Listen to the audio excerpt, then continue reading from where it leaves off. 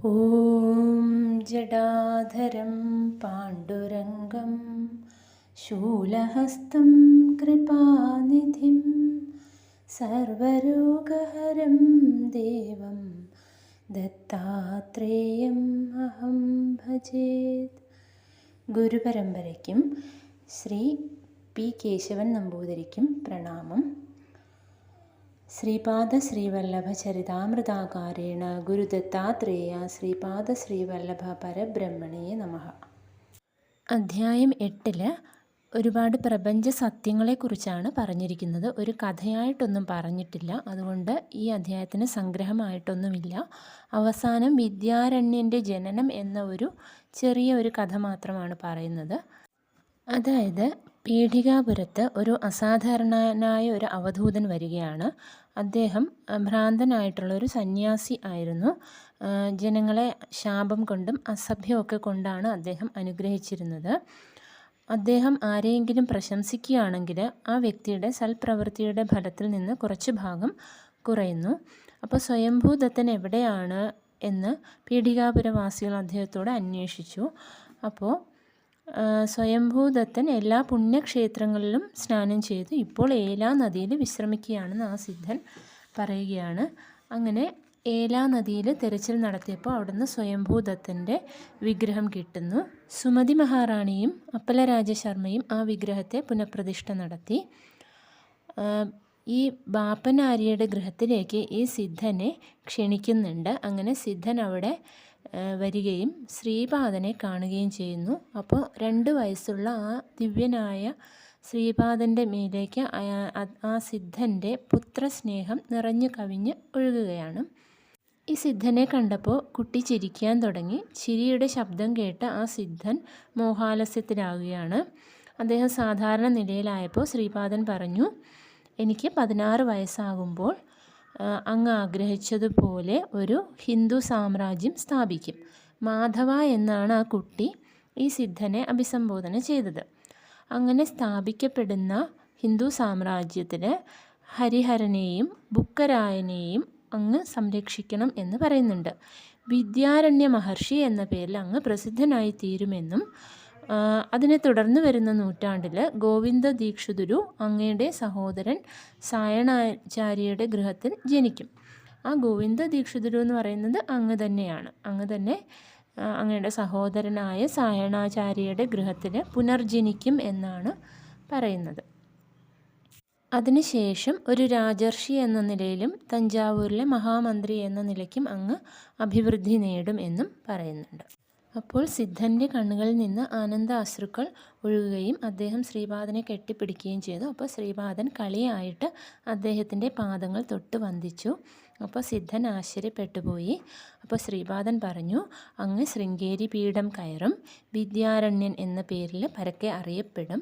അങ്ങയുടെ ശിഷ്യ പരമ്പരയിൽ 3ാമനായിട്ട് കൃഷ്ണ സരസ്വതിയായിട്ട് ജനിക്കുകയും ചെയ്യും. അപ്പോൾ അങ്ങയ്ക്ക് ആ സമയത്ത് എന്നോട് പുത്രവാത്സല്യമുണ്ടാകും. അതുകൊണ്ട് ശ്രീപാദൻ വീണ്ടും നൃസിംഹ സരസ്വതിയായിട്ട് ജനിക്കുമ്പോൾ ഈ കൃഷ്ണ സരസ്വതി എന്ന നാമത്തിൽ അങ്ങ് കാശിയിൽ വെച്ച് എനിക്ക് സന്യാസ ദീക്ഷ നൽകും. അതിന് കാശി വിശ്വേശ്വരനും അന്നപൂർണ മാതാവും സാക്ഷികളായിരിക്കും എന്നും അങ്ങയ്ക്ക് സന്യാസധർമ്മത്തെ പുനഃസ്ഥാപിക്കേണ്ടതുണ്ട് എന്നും ശ്രീപാദൻ പറയുന്നു. അതായത് ഈ സിദ്ധൻ പരാശര ഗോത്രത്തിൽ ഉൾപ്പെട്ട വാജപേയ യാജുല മാധവാചാര്യ എന്നാണ് അദ്ദേഹത്തിൻ്റെ പേര് ശരിക്കും. അദ്ദേഹമാണ് വിദ്യാരണ്യ മഹർഷിയായിട്ട് പ്രസിദ്ധനാകുന്നത്. അധ്യായം 8 ദത്താവതാരങ്ങളുടെ വിവരണം. ബ്രഹ്മജ്ഞാനത്തിനായി അത്യധികം ആഗ്രഹിക്കുന്നവർ ബ്രാഹ്മണരാണ്. അടുത്ത ദിവസം പതിവുള്ള ആരാധനകൾ കഴിഞ്ഞതിനു ശേഷം തിരുമലദാസു ഇപ്രകാരം പറയുവാൻ തുടങ്ങി. എൻ്റെ മകനെ ശങ്കരഭട്ട്, ആത്മസാക്ഷാത്കാരം സംഭവിക്കുമ്പോൾ 16 കലകൾ ബന്ധപ്പെട്ട ഭൂതങ്ങളുമായി ലയിക്കുന്നു.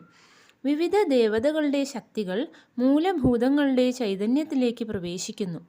ആത്മജ്ഞാനവും എല്ലാ കർമ്മങ്ങളും ബ്രഹ്മൻ്റെ രൂപത്തിൽ ആഗിരണം ചെയ്യപ്പെടുന്നു. ബ്രഹ്മജ്ഞാനത്തിനായി തീവ്രമായി അഭിലഷിക്കുന്ന ആൾ യഥാർത്ഥത്തിൽ ബ്രാഹ്മണനാണ്. പ്രാണൻ, വിശ്വാസം, ആകാശം, വായു, അഗ്നി, സമുദ്രം, ഭൂമി, ഇന്ദ്രിയങ്ങൾ, മനസ്സ്, അന്നം, ജലം, ചിന്ത, മന്ത്രങ്ങൾ, കർമ്മങ്ങൾ, ലോകങ്ങൾ, ലോകങ്ങളിലുള്ള നാനാവിധ നാമങ്ങൾ എന്നിവ 16 കലകൾ എന്ന് വിളിക്കപ്പെടുന്നു. ശ്രീപാദ ശ്രീവല്ലഭൻ ഷോഡശ കലാ പരിപൂർണ പരബ്രഹ്മ അവതാരമാണ്. ആഹാരം മനസ്സായി തീരുന്നു. സാത്വിക ആഹാരം കൊണ്ട് മനസ്സ് ശുദ്ധീകരിക്കപ്പെടുന്നു. ബ്രഹ്മാവ് ആദ്യത്തിൽ പ്രാണനെ സൃഷ്ടിച്ചു. പ്രാണൻ പ്രപഞ്ചപ്രാണന്റെ ആകത്തുകയാണ്. ഇത് സൂക്ഷ്മ ആത്മാവ് എന്നും ഹിരണ്യഗർഭൻ എന്നും വിളിക്കപ്പെടുന്നു. സൃഷ്ടാവിനും ഹിരണ്യഗർഭൻ എന്ന പേരുണ്ട്. മനുഷ്യൻ്റെ സൃഷ്ടിക്കായുള്ള ശാരീരികവും മാനസികവും ബുദ്ധിപരവുമായ ഭാവങ്ങളിലുള്ള പ്രചോദനത്തിന് പ്രാണൻ അല്ലെങ്കിൽ ജീവശക്തി എന്ന് പേർ. പ്രാണമയ കോശ ശരീരത്തെ ശക്തി ശരീരം എന്ന് വിളിക്കുന്നു. പ്രാണമയ ചൈതന്യത്തെ ശരിപ്പെടുത്തുന്നതിലൂടെ ഭൗതികമായ ബാധകളെ അകറ്റുവാൻ കഴിയും. മനുഷ്യരിൽ രോഗങ്ങൾ തുടങ്ങുന്നതിന് മുമ്പ് പ്രാണമയ ശരീരം രോഗഗ്രസ്തമാകുന്നു. പിന്നീട് മാത്രമാണ് രോഗം സ്ഥൂല ശരീരത്തെ ബാധിക്കുന്നത്. സൃഷ്ടിക്ക് വേണ്ടിയുള്ള പ്രചോദനത്തിന് ആത്മവിശ്വാസം ലഭിച്ചതിന് ശേഷം പഞ്ചഭൂതങ്ങൾ രൂപപ്പെടുന്നു. പഞ്ചഭൂതങ്ങളുടെ ഗുണങ്ങളെ നിരീക്ഷിക്കുവാൻ പഞ്ചേന്ദ്രിയങ്ങളെ സൃഷ്ടിച്ചു. ഈ ഇന്ദ്രിയങ്ങളെ ഏകോപിപ്പിക്കുവാനും എല്ലാ പ്രവൃത്തികളും ഒരേ സമയത്ത് നടക്കുന്നു എന്ന് ഉറപ്പുവരുത്താനുമായി മനസ്സുണ്ടായി.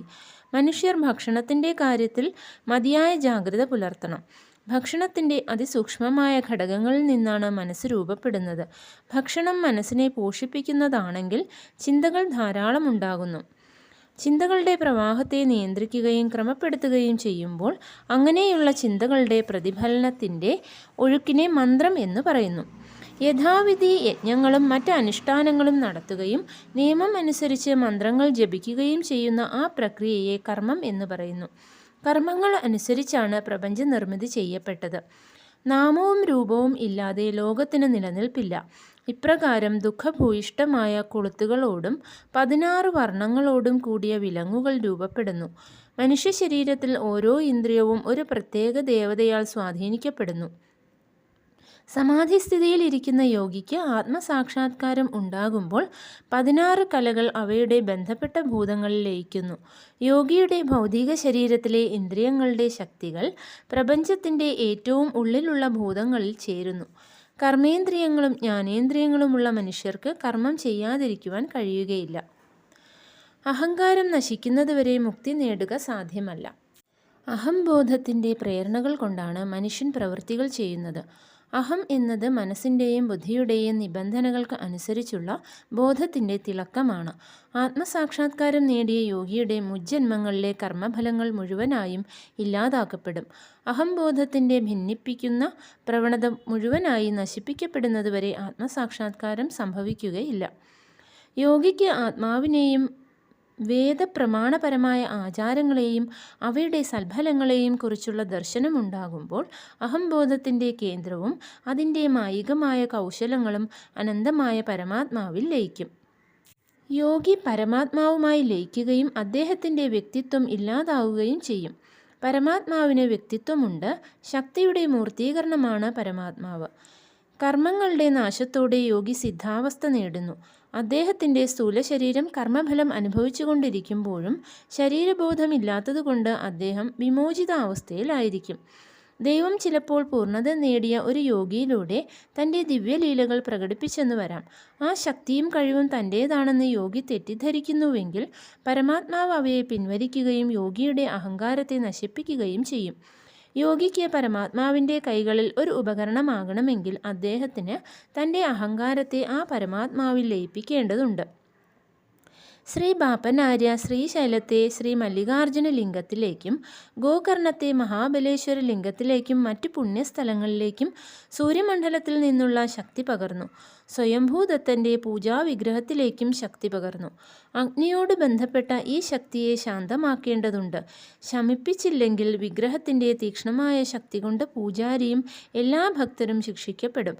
തുടർന്ന് അനർത്ഥകരമായ ഫലങ്ങൾ ഉണ്ടാകും.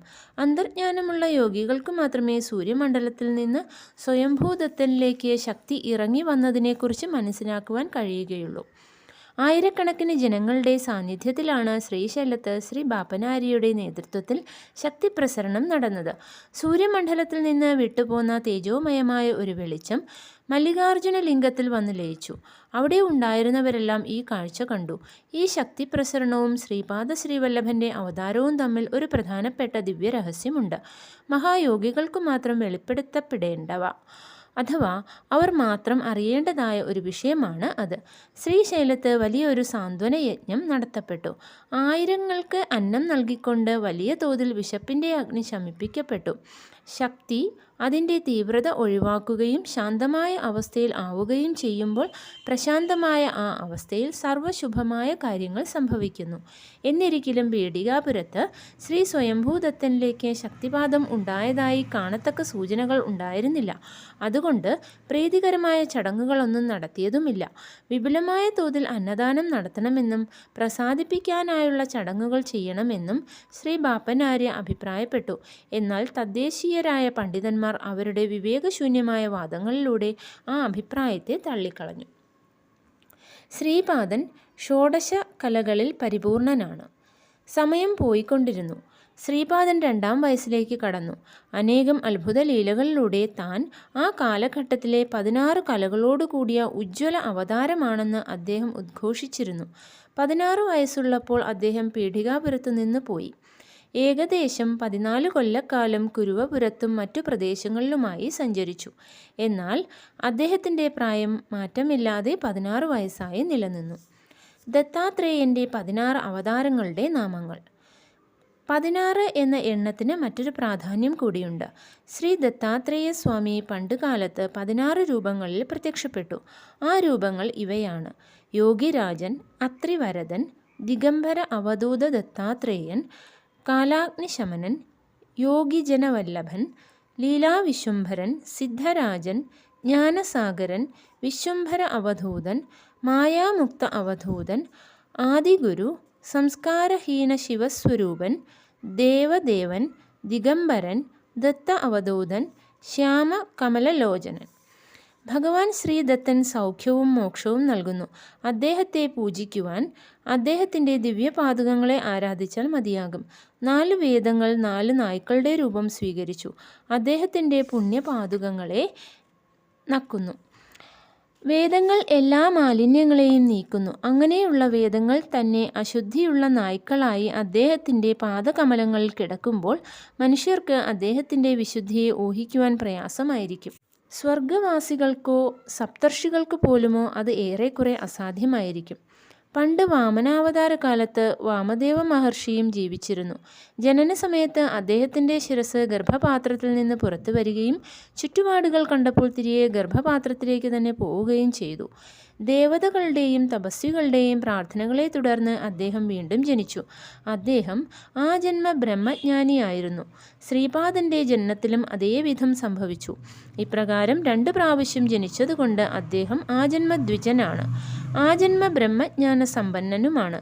അദ്ദേഹം സമ്പൂർണ്ണ അഖണ്ഡ അനന്ത അദ്വൈത സച്ചിദാനന്ദത്തോടെ പിറന്നതിനാൽ അദ്ദേഹത്തിന് ഗുരു ഉണ്ടായിരുന്നില്ല. ശ്രീപാദൻ ഗണേശ ചതുർത്ഥി ദിവസം ചിത്ര നക്ഷത്രത്തിൽ തുലാം രാശിയിൽ സിംഹലഗ്നത്തിൽ ജനിച്ചു. വാസ്തവത്തിൽ അദ്ദേഹം ത്രിമൂർത്തികൾ ഒന്നിച്ചു ചേർന്ന രൂപമല്ല, അതിനതീതമായ സവിശേഷ പ്രതിഭാസമാണ്. ത്രിമൂർത്തികൾക്ക് അതീതമായി ചതുർമാനത്തിൽ ജനിച്ചു എന്ന് സൂചിപ്പിക്കുവാനായി അദ്ദേഹം ചതുർത്ഥി ദിവസം ജനിച്ചു. പ്രവൃത്തിഗണങ്ങളുടെയും നിവൃത്തിഗണങ്ങളുടെയും അധിപനാണെന്ന് സൂചിപ്പിക്കുവാനായി ഗണേശ ചതുർത്ഥി ദിവസം ജനിച്ചു. ചൊവ്വ അഥവാ അങ്കാരകനാണ് ചിത്ര നക്ഷത്രത്തിൻ്റെ അധിപൻ. അങ്കാരകനെ മംഗലഗ്രഹം എന്നും പറയും. ഈ ഗ്രഹം ക്ലേശിപ്പിക്കപ്പെട്ടാൽ ആ വ്യക്തിയുടെ ജീവിതത്തിൽ അമംഗളമായ പല സംഭവങ്ങളും നടക്കുന്നു. എല്ലാ ദുഷ്ഫലങ്ങളെയും നീക്കി സദ്ഫലങ്ങൾ നൽകുവാനായി ശ്രീപാദൻ ചിത്രനക്ഷത്രത്തിൽ ജനിച്ചു. ആയതുകൊണ്ട് ചിത്രനക്ഷത്രത്തിൻ്റെ അധികാരകാലത്ത് ശ്രീപാദനെ ഉപാസിക്കുന്നുവെങ്കിൽ സമൃദ്ധമായ അനുകൂല ഫലങ്ങൾ ലഭിക്കുന്നു. ശ്രീപാദൻ വാസ്തവത്തിൽ ധർമ്മശാസ്താവാണ്. ആയതുകൊണ്ട് താൻ ഹരിയുടെയും ഹരൻ്റെയും പുത്രനായ അയ്യപ്പസ്വാമിയാണെന്ന് അറിയിക്കുവാനായി അദ്ദേഹം തുലാം രാശിയിൽ ജനിച്ചു. എല്ലാ ഗ്രഹങ്ങളുടെയും രാജാവായ സൂര്യൻ്റെ ഗ്രഹമായ സിംഹലഗ്നത്തിൽ ജനിച്ചു. താൻ പ്രപഞ്ചനാഥനാണെന്നും തൻ്റെ രാജകീയ ദർബാർ നടത്തുവാനായി ഇവിടെ വന്ന ചക്രവർത്തിയാണെന്നും അദ്ദേഹം സ്പഷ്ടമാക്കുന്നു. ശ്രീപാദന് അറിയാത്തതായി ധർമ്മത്തിൻ്റെ സൂക്ഷ്മങ്ങൾ ഒന്നുമില്ല. ധർമ്മത്തെക്കുറിച്ച് ചിന്താക്കുഴപ്പം ഉണ്ടാകുമ്പോൾ ശ്രീപാദനെ ഉപാസിക്കുക ശരിയായ മാർഗം കാണുമാറാകും. ശ്രീദത്തനിൽ നിന്ന് ത്രിമൂർത്തികളും, ത്രിമൂർത്തികളിൽ നിന്ന് 3 കോടി ദേവന്മാരും, ആ ദേവന്മാരിൽ നിന്ന് 33 കോടി ദേവതകളും ഉണ്ടായി. ആയതുകൊണ്ട് ദത്തനാമസ്മരണം കൊണ്ട് 33 കോടി ദേവതകളെ സ്മരിച്ച ഫലം ലഭിക്കുന്നു. ശ്രീദത്തൻ്റെ ബ്രഹ്മമുഖത്തിന് ഋഷിപൂജ ചെയ്യണം. ദത്തൻ്റെ വിഷ്ണുമുഖത്തിന് സത്യനാരായണ വ്രതം അനുഷ്ഠിക്കുകയും വിഷ്ണു സഹസ്രനാമ ജപവും ചെയ്യണം. ദത്തൻ്റെ രുദ്രമുഖത്തിന് രുദ്രാഭിഷേകം ചെയ്യണം. ബ്രഹ്മൻ്റെ നാവിന്മേൽ സരസ്വതി വസിക്കുന്നതുകൊണ്ട് ദത്തൻ്റെ ബ്രഹ്മമുഖത്ത് സരസ്വതിയുമുണ്ട്. ശ്രീ മഹാലക്ഷ്മി വിഷ്ണുവിൻ്റെ നെഞ്ചിൽ വസിക്കുന്നതുകൊണ്ട് ശ്രീ ദത്തൻ്റെ വിഷ്ണുമുഖത്ത് മഹാലക്ഷ്മിയുമുണ്ട്. ഗൗരിദേവി ശിവൻ്റെ ഇടതുവശത്ത് വസിക്കുന്നതുകൊണ്ട് ശ്രീ ദത്തൻ്റെ ശിവമുഖത്ത് ഗൗരീദേവിയുമുണ്ട്. ശ്രീദത്തൻ തന്നെ ശ്രീപാദ ശ്രീവല്ലഭനായതുകൊണ്ട് എല്ലാ ദേവിമാരും അവരുടെ ശക്തികളും ശ്രീപാദ ശരീരത്തിൻ്റെ ഇടതുഭാഗത്തും എല്ലാ ദൈവങ്ങളും അവരുടെ ശക്തികളും ശ്രീപാദ ശരീരത്തിൻ്റെ വലതുഭാഗത്തും ഉണ്ട്. തിരുപ്പതിയിലെ 7 കുന്നുകളിൽ പ്രത്യക്ഷനായ വെങ്കടേശ്വരൻ യഥാർത്ഥത്തിൽ ഭഗവാൻ ദത്തൻ തന്നെയാണ്. വെം എന്നാൽ പാപം, കട എന്നാൽ ഖണ്ഡിക്കുന്നവൻ അല്ലെങ്കിൽ അകറ്റുന്നവൻ. വെം അമൃത ബീജമാണ്, കട ഐശ്വര്യ ബീജമാണ്. ഇവിടെ വെങ്കടേശ്വരൻ ദിവ്യമായ അമൃതവും സമൃദ്ധിയും നൽകുന്നവനാണ്, എല്ലാ പാപങ്ങളെയും അകറ്റുന്നവനുമാണ്. ശ്രീ വെങ്കടേശ്വരനും ശ്രീപാദ ശ്രീവല്ലഭനുമായി വ്യത്യാസമൊന്നും ഇല്ല, അവർ അഭിന്നമൂർത്തികളാണ്. അപ്പോൾ ഞാൻ ഇങ്ങനെ പറഞ്ഞു: ശ്രീമാൻ തിരുമലദാസു, വർണ്ണാശ്രമധർമ്മങ്ങൾ കണിശമായി ആചരിക്കണമെന്ന് നമ്മുടെ പൂർവികന്മാർ നിർദ്ദേശിച്ചിരുന്നു. എന്നാൽ ശ്രീപാദൻ വ്യത്യസ്തമായാണ് പറഞ്ഞിട്ടുള്ളത് എന്നെനിക്ക് തോന്നുന്നു. എൻ്റെ സംശയം തീർത്തു തന്നാലും. ഒരു ബ്രാഹ്മണൻ്റെ സ്വാഭാവികമായ പ്രത്യേകതകൾ. തിരുമലദാസ് ഇപ്രകാരം പറഞ്ഞു: എൻ്റെ കുട്ടി, ഒരു ബ്രാഹ്മണൻ ബ്രഹ്മജ്ഞാനത്തിൻ്റെ അന്വേഷകനായി ജീവിക്കണം. എന്നാൽ മാത്രമേ ഒരു സദ്ബ്രാഹ്മണൻ എന്ന് പറയപ്പെടുവാൻ അയാൾക്ക് അർഹതയുണ്ടാവുകയുള്ളൂ. വിധിക്കപ്പെട്ട കർത്തവ്യങ്ങൾ ഉപേക്ഷിക്കുകയും മോശമായ വഴിയെ പോവുകയും ചെയ്യുന്ന ഒരാൾ ഒരു ചീത്ത ബ്രാഹ്മണനാണ്. ദുഷ്പ്രവൃത്തികൾ അധികരിക്കുകയും പശുവിനെ കൊല്ലുകയും അതിൻ്റെ മാംസം ഭക്ഷിക്കുകയും ചെയ്യുക, അന്യസ്ത്രീകളെ മോഹിക്കുക മുതലായവയിൽ രസിക്കുകയും ചെയ്യുമ്പോൾ അയാളിൽ അല്പം പോലും ബ്രാഹ്മണ്യം ബാക്കിയില്ലെന്ന് മനസ്സിലാക്കാം. അമിതമായ മോശമായ പെരുമാറ്റം കൊണ്ട് അയാളിലുള്ള ബ്രാഹ്മണ്യത്തിൻ്റെ തിളക്കം മുഴുവനായും നീക്കം ചെയ്യപ്പെടുന്നു. അയാളുടെ ദേഹത്തിലെ കോശങ്ങളിൽ പല മാറ്റങ്ങളും സംഭവിക്കുന്നു. ഒടുവിൽ അയാൾ ഒരു ചണ്ടാളനായി തീരുന്നു. അയാൾ പേരിൽ മാത്രം ഒരു ബ്രാഹ്മണനായിരിക്കും. തീവ്രമായി ബ്രഹ്മജ്ഞാനം ആഗ്രഹിക്കുന്ന ഒരു ക്ഷത്രിയന് സ്ഥായിയായ തപസ്സുകൊണ്ട് ബ്രാഹ്മണ്യം നേടുവാൻ കഴിയും. അപ്പോൾ അയാളുടെ ദേഹത്തിലെ ജീവകോശങ്ങൾ ബ്രാഹ്മണ പ്രകൃതിയിലേക്ക് രൂപാന്തരപ്പെടുന്നു. വിശ്വാമിത്രൻ ഇപ്രകാരം ബ്രാഹ്മണ്യം നേടി. ശനി 7.5 കൊല്ലം കൊണ്ട് 3 രാശിസ്ഥാനങ്ങളിൽ കൂടി സഞ്ചരിക്കുമ്പോൾ ഓരോ വ്യക്തിയുടെയും ദേഹത്തിലെ ജീവകോശങ്ങളിൽ വളരെ മാറ്റങ്ങൾ സംഭവിക്കുന്നു. പഴയ കോശങ്ങൾ മരിക്കുകയും പുതിയവ സൃഷ്ടിക്കപ്പെടുകയും ചെയ്യുന്നു. മനുഷ്യൻ അറിയാതെ ഇതെല്ലാം നടന്നുകൊണ്ടിരിക്കും. ക്ഷത്രിയൻ്റെ സ്വാഭാവികമായ പ്രത്യേകതകൾ. ഒരു ക്ഷത്രിയൻ തൻ്റെ ക്രമാനുഗതമായ കർത്തവ്യങ്ങളെ വിട്ട് കൃഷി, കന്നുകാലി വളർത്തൽ, കച്ചവടം മുതലായ സമാധാനപരമായ പ്രവൃത്തികൾ ഏർപ്പെടുകയും അത് മൂർധന്യത്തിൽ എത്തുകയും ചെയ്യുകയാണെങ്കിൽ അയാളുടെ യുദ്ധപരമായ ശൗര്യം ഒട്ടും അവശേഷിക്കുകയില്ല. മാനസികവും ബുദ്ധിപരവും ശാരീരികവുമായ പല മാറ്റങ്ങളും അയാളിൽ സംഭവിക്കുന്നു. അയാൾ ഒരു വൈശ്യനായിത്തീരുന്നു. ക്ഷത്രിയ വൃത്തി ഒരു ബ്രാഹ്മണൻ പരശുരാമനെ പോലുള്ള ഒരു വ്യക്തിയായി തീരുന്നു. പണ്ട് ദ്രോണാചാര്യരും കൃപാചാര്യരും ബ്രാഹ്മണരായി പിറന്നിട്ടും യോദ്ധാവിൻ്റെ തൊഴിൽ സ്വീകരിച്ചില്ലേ? താഴ്ന്ന ജാതിക്കാരായ ശൂദ്രനായിരുന്നിട്ടും ശ്രീപാദൻ്റെ അനുഗ്രഹം കൊണ്ട് ഞാൻ ബ്രഹ്മസാക്ഷാത്കാരം നേടിയില്ലേ? ശൂദ്രനായി ജനിച്ച ഒരുവനും നിരന്തര കഠിന പരിശ്രമം കൊണ്ട് ഒരു വൈശ്യനോ ക്ഷത്രിയനോ ബ്രാഹ്മണനോ ആകാൻ കഴിയും. ഒരു പ്രത്യേക ജാതിയിൽ ജനിച്ചതിനു മാത്രം യമധർമ്മരാജൻ ആരെയും ശിക്ഷിക്കുകയോ ആർക്കെങ്കിലും പാരിതോഷികം കൊടുക്കുകയോ ചെയ്യുകയില്ല. നമ്മുടെ സൽപ്രവൃത്തികളെയും ദുഷ്പ്രവൃത്തികളെയും അടിസ്ഥാനമാക്കിയാണ് പ്രതിഫലങ്ങൾ നൽകപ്പെടുന്നത്. ഈ ജന്മത്തിൽ ഞാനൊരു ശൂദ്രനായി ജനിച്ചെങ്കിലും അടുത്ത തവണ ഒരു ബ്രാഹ്മണനായി ജനിച്ചു എന്ന് വരാം. ബ്രാഹ്മണനായി ജനിച്ച ഒരാൾ അടുത്ത ജന്മം ഒരു ശൂദ്രനായി ജനിച്ചെന്നും വരാം. ജാതി വ്യവസ്ഥ ചിട്ടപ്പെടുത്തിയിരിക്കുന്നത് ചില സാമൂഹ്യ ക്രമീകരണങ്ങൾക്ക് വേണ്ടിയാണ്. സർവശക്തൻ്റെ മുഖം ബ്രാഹ്മണത്വത്തെയും കൈകൾ ക്ഷത്രിയത്വത്തെയും തുടകൾ വൈശ്യത്വത്തെയും പാദങ്ങൾ ശൂദ്രത്വത്തെയും സൂചിപ്പിക്കുന്നു എന്ന് ശ്രീപാദൻ ഒരിക്കൽ പറയുകയുണ്ടായി. ശങ്കരഭട്ട്: അങ്ങ് ഞങ്ങളുടെ വീട്ടിൽ ആതിഥ്യം സ്വീകരിക്കുകയാണ്. ഞങ്ങളുടെ വീട്ടിലെ ഭക്ഷണം ബ്രാഹ്മണ ഭക്ഷണം തന്നെയാണ്. ശ്രീപാദരാജം ശരണം പ്രപദ്യേ.